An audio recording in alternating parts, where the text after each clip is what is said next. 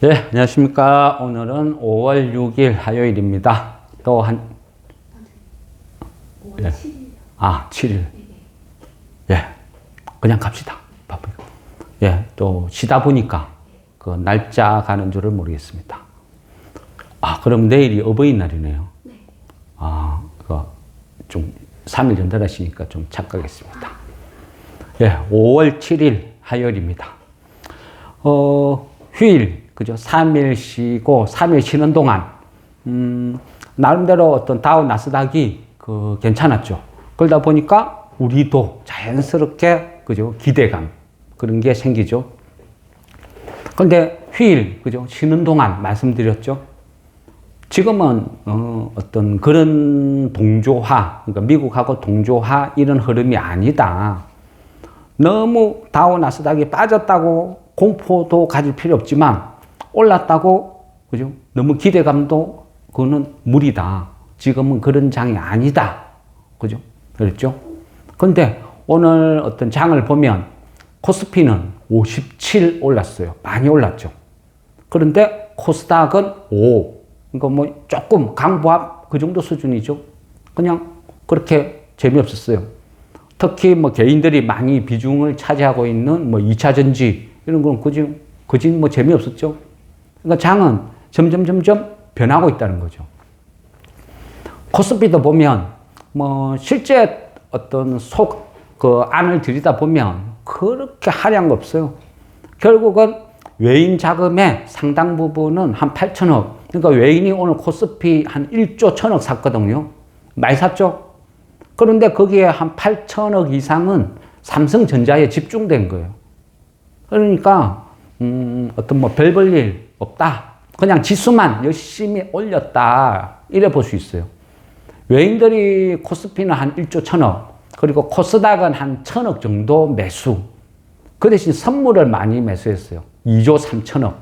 그 선물에서 좀 많이 매수를 했기 때문에 향후 뭐 지수는 당분간 뭐 유지해준다. 물론 뭐 또 목요일 그죠? 미니 옵션 만기 있죠. 그때 또 무슨 트릭을 쓸란지는 모르죠. 어쨌거나 개인은 오늘 코스피 1조 8천억, 또 코스닥에서 한 2천억대 매도, 그리고 기관은 코스피에서 한 7천억 매수했어요. 코스닥은 1천억. 그런데 선물에서 한 1조 4천억을 팔았어요. 그래 보면 뭐 크게 어떤 뭐 기관이 뭐 매수로 돌아섰다 이래 보기는 힘들겠죠. 그러니까 거지는 뭐 중립에서 하락 배팅했다. 이게 오히려 나을 것 같아요. 그리고 그죠? 요즘은 신규 등록 어떤 종목이 되면 도박판이 벌어진다 그랬잖아요. 그때 되면 장이 어떻다? 재미없다 그랬죠. 왜? 가뜩이나 없는 돈에 그 돈들이 도박판으로 다 몰려가 버리니까. 코스닥 같은 경우는 거진 소강 상태로 흘러가는 거죠. 오늘이 그랬고. 그러니까 많은 사람들이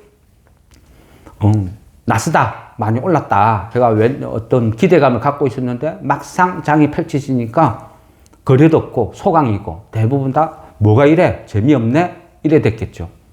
그래서 지금은 계속 이 흐름이 반복되니까 그죠? 익숙해져야 된다 했죠. 그러니까 이 시기를 보고 내가 매수, 매도 어떻게 대응할지 결정을 해야 된다는 거죠. 오늘 신규 등록된 게 뭐였죠? 예? 코칩. 예. 이게 오늘 등록되다 보니까 이름이 아직까지는 익숙치가 않네요. 코칩. 그죠? 코칩 얘도 뭐 2차 전지, 우리가 일반 자동차용이 아니고 2차 전지 관련 종목이다 보니까 상대적으로 개인들이 많이 달라붙었겠죠. 신규주 등록되면 항상 똑같아요. 개인들이 다 사고, 기관 외인 다 팔아먹고, 오늘도 코칩이 한 850만 주 정도 거래됐거든요. 그러다 보면 돈으로 따지면 한 400억 그 정도 거래됐어요. 그만큼 시중 돈을 다 땡겨 가버렸다. 이래 볼 수 있는 거죠. 그리고 내일 또 하나 등록되죠. 현대마린솔루션. 내일 또 등록이 돼요. 그러면 어떻게 되겠어요? 똑같은 현상 또 벌어지겠죠. 그러니까 지금은 그죠? 다우 나스닥 올랐다 해가지고 와 뭔가 있을 거야 해가지고 아침에 왕창 달라붙으면 대부분 다 손실이다. 이래 봐야 되는 거죠. 그리고 내일은 현대마린솔루션 등록되니까 매수가 급할 건 없다는 거죠. 지금은 배짱으로. 그리고 신용은 여전히 19조 1천억 유지를 하고 있어요. 근데 얘가 어느 순간 어떻게 털려 나갈는지는 모르겠어요. 안 털린다 해도요. 최소한 수급은 꼬여 있어요. 수급은. 기관들 계속 팔아제끼죠. 외인들은 대형주만 사죠. 그러면 나머지 종목은 힘들어요. 그러니까 지금은요. 예전같이 테마가 막 우죽순회가 와 확산되는 게 아니고 한 개, 두 개의 돈이 욱 몰려버리는 거죠. 그러니까 그 테마에 내가 잘 편성을 하면 수익이 급증을 하는 것이고 그렇지 않으면 계속 소외되는 거죠. 찔끔찔끔 소강 상태로 재미없는 장을 계속 맞이한다. 우리는 그죠? 그러면 그 어떤 전력망 테마 그죠? 편성을 하다 보니까 뭐 계속 뭐 하나씩 정리를 해 나가죠. 그러다 보면 그걸 기회를 주면 팔고 또 새로운 어떤 테마를 예상해서 옮겨가는 거죠. 그게 지금 어떤 장의 대응 방법 같아요. 그리고 오늘 제일전기공업 다 팔았어요? 저는 10주 아, 10주. 예, 기념 삼아. 그 질문을 하셨는데, 무증, 그죠? 무증 100%인데 이거 굳이 다 팔아야 돼요? 어떤 그런 식으로 했는데, 무증 100% 자체가 그렇게 요즘 호재라고 볼 수는 없어요. 이 과정을 봐야 돼요. 계속 행보를 했는데, 계속 행보 소외받고 있는데 거기에서 예고도 없이 갑자기 무증 100%가 빵 나왔다. 이거는 좀 약발을 받을 수 있어요. 이런 경우는 무증, 그죠? 권리, 당일까지 한번 끌고 가본다. 이럴 수도 있지만 제일전기공업은 이미 많이 올랐다는 거죠. 이미 그중 100%를 상승했는데 여기서 무증 때려서 이거를 받겠다? 이거는 아니라고 보는 거죠. 그래서 저는 막 질문하신 분한테 이거는 막 그냥 미련 없이 상한가에 다 파는 게 낫겠다. 뭐 그렇게 답변을 드린 거죠. 선생님 저한테도 아까 매도 다 하라고 말씀하셨잖아요. 그래서 제가 근데 까치밭으로 끝난 게 났어요. 예. 내일 또 어떻게 될지 몰라요. 그러니까 항상 내가 공부 차원에서 확인을 하고자 어떤 그런 마음이 있으면 뭐 10주나 뭐 한 주나 소량을 남겨서 아 이게 어떤 흐름으로 흘러가는지 공부 삼아 보는 거는 좋아요.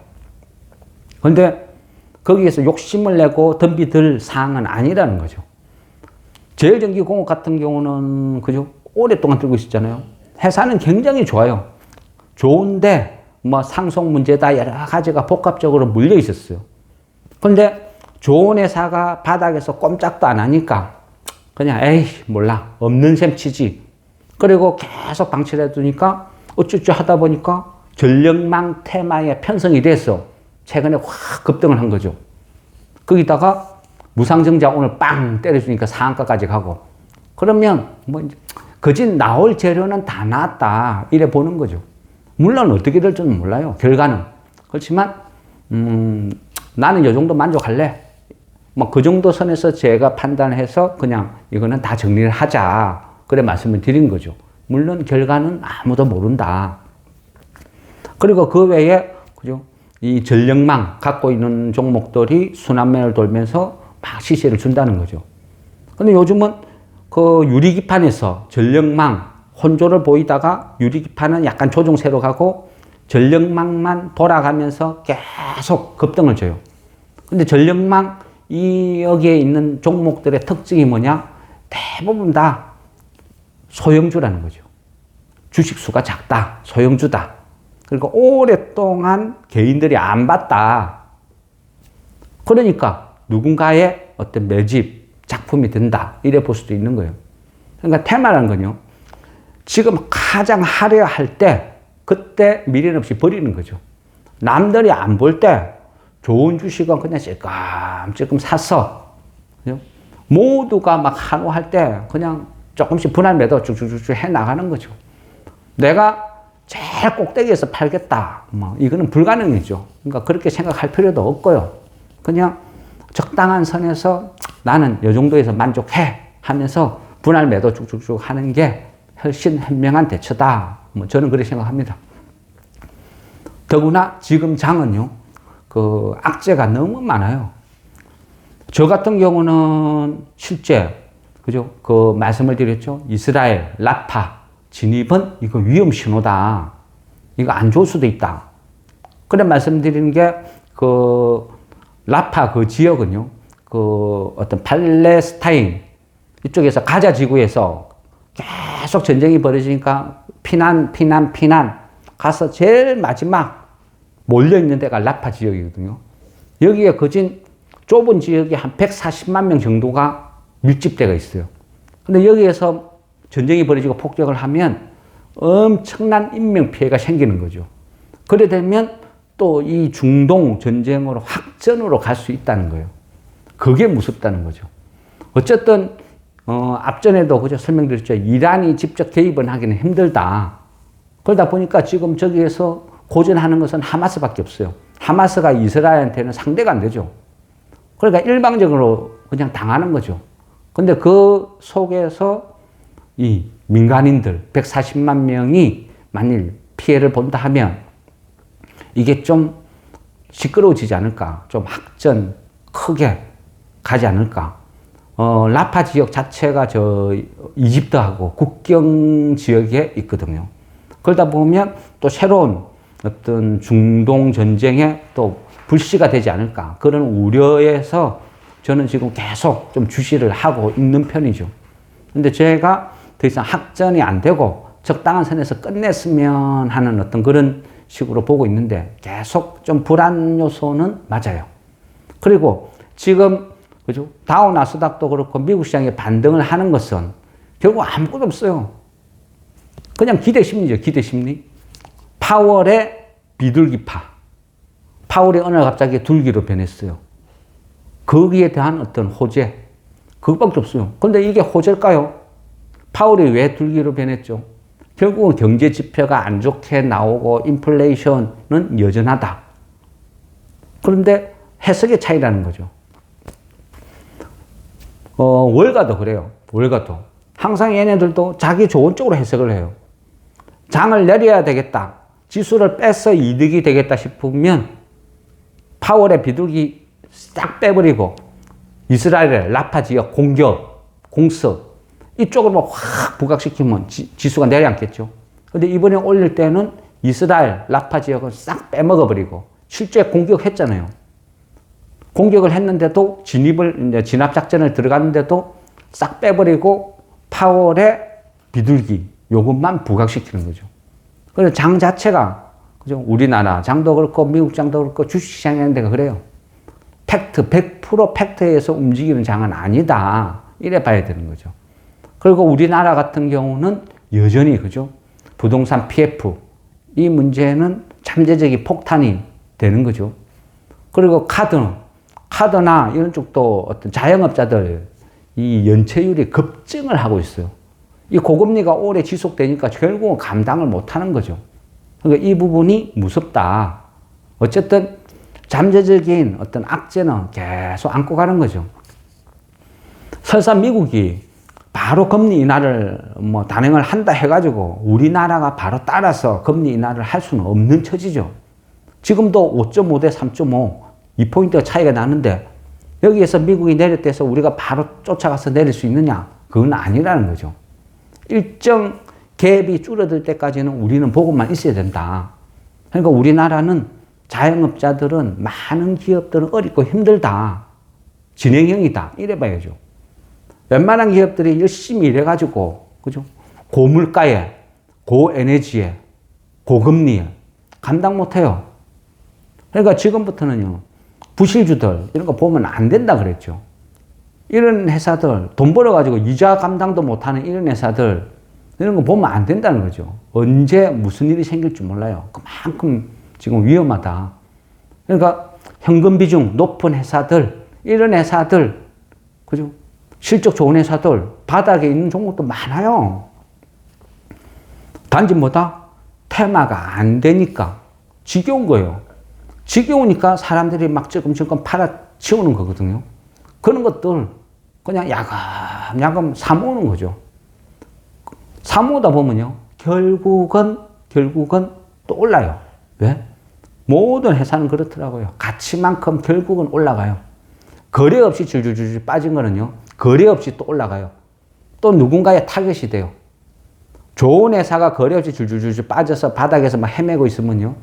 결국은 누군가의 타겟, 소위 말해서 세력들이 쫙쫙 끌어 모아가지고 또 새로운 테마 만들어서 또 갖다 붙이는 거죠. 지금은 어떤 전력망, 야금 팔다 보니까 이제는 몇 종목 안 남은 것 같아요. 에너지 관련주는. 그러면 그것도 매도하고 또 다른 쪽으로 이동을 하는 거죠. 그런데, 6월 달을 보면 어떤 소프트웨어 계통의 인공지능 이쪽으로도 볼 수 있을 것 같고, 오늘 내일 쪽으로도 보면 정부에서 또 저출산 관련 어떤 이슈가 하나씩 둘씩 빵빵 터질 것 같아요. 그런데 이번에는 그 규모가, 액수가 좀 클 것 같아요. 그전에는 그냥 선거용이었는데, 그냥 실제 하는 게 아니고 선거용이었죠. 근데 이번에는 그 의료계 이쪽 파업부터 해서 같이 연계돼 가지고 실질적인 어떤 뭔가 대책이 나오는 것 같아요. 규모는, 그죠? 보통 보면 그냥 몇천억에서 많으면 1조 이랬는데, 이번에는 한 40조, 50조, 이래 거론이 되거든요. 그러면 어느 정도 파급력은 좀 있을 것 같아요. 그래서, 출산 관련주는 그죠? 한두 종목은 편입해 두는 게 안전할 것 같아요. 괜찮을 것 같아요. 요즘은 테마가 형성되면 워낙 한쪽으로 쏠림이 확 발생되니까 그 테마가 형성되는 걔네들만 급등이 나오지 나머지는 다 소외돼 버리니까, 그래서 지금은 테마를 앞으로 어떤 테마가 형성되겠다 싶으면 그걸 예상을 해서 조금씩 분산을 해서 깔아두는 게 훨씬 유리할 것 같다. 이런 생각이 듭니다. 그래서 어쨌든, 오늘까지 장은 이랬고, 또 내일은 그 현대마린솔루션 또 상장되니까, 어차피 또 쏠림이 발생되겠죠. 개인들은 단타치로 확 들어가고, 외인 기관은 또 팔아제끼겠죠. 현대마린솔루션은 이래 보니까 외인, 보통 보면 그죠? 새로 받은 물량 이런 거에 대해서 락을 건다 그러죠. 기관들은, 거지는 락을 많이 걸어놨는데 외인들은 거진 없어요. 그러다 보면 내일 다 팔아치우겠죠. 그래서 얼마만큼 시세가 날지는 모르겠습니다.